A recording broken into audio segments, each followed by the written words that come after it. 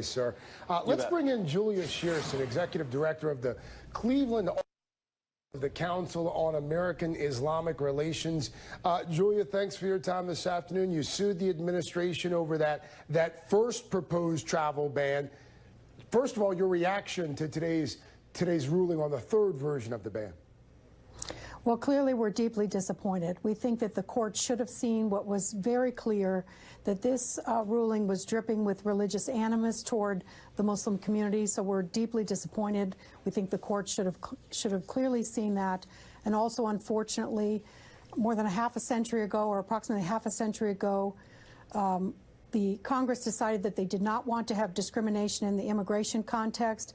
Unfortunately, this ruling gives kind of a green light to the president to continue his discriminatory policies toward the Muslim community, the Hispanic Latino community, and other people coming from countries that are not desirable in his eyes or in the eyes of his administration. So clearly this is deeply disappointing. However, he may be taking a victory lap, but this is a marathon, and the arc of justice is very long, but it bends toward justice, and the onus is on the Muslim community and our allies to continue this fight and this struggle, because it's clear to everyone that this Muslim ban, or this proclamation, was clearly intended to reduce immigration from the Muslim countries.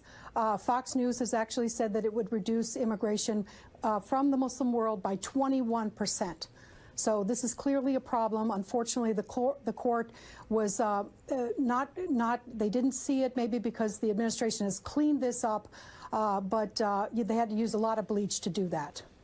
For future reference, Julia, we don't usually go citing numbers from that particular network here on the broadcast, but we'll let you go since you're a new guest to the show. Julia, you wrote in a column recently, American Muslims have been here since before we were a nation. We have helped build this country. Muslims have lived in America for centuries, and we are not going to accept being stigmatized by the federal government's unconstitutional Muslim ban. That was from the article that you wrote there. What's next in terms of strategy? Where do you go from here? Well, there are still cases pending, and it's going to be a matter of those cases to, I hope, get some kind of discovery so we can actually look into what this so-called waiver procedures are. Some consular officials have said that the waivers to allow people in are really just a fig leaf, and that it's the immigration from the Muslim world is slowed to a trickle. So we want to look into that. The government has also said that it did a multi-agency review of hundreds of countries to look to see whose information sharing policies matched what America wanted. But actually, the government refused to show that to the court. So the Supreme Court has not even seen that. And so on the pretext of some vague national security concerns, the court didn't even look into that. So we'll see. This is a long battle. I hope that document will be revealed to the public, just as the document was in Korematsu, when a general said that the Japanese were a danger to the American people and they need to be evacuated from the entire West Coast.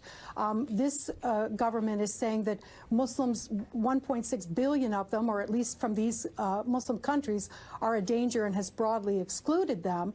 We'll have to see, what that country review actually looked like, because apparently it was pretty thin and the government's keeping it secret from the court. So we need to see some transparency on that as well. So this is a long battle. It's not over. The president can certainly take his victory lap on this one. But again, the arc of the moral universe is long, and this is a marathon for us, not a sprint. Julia Shearson, thank you.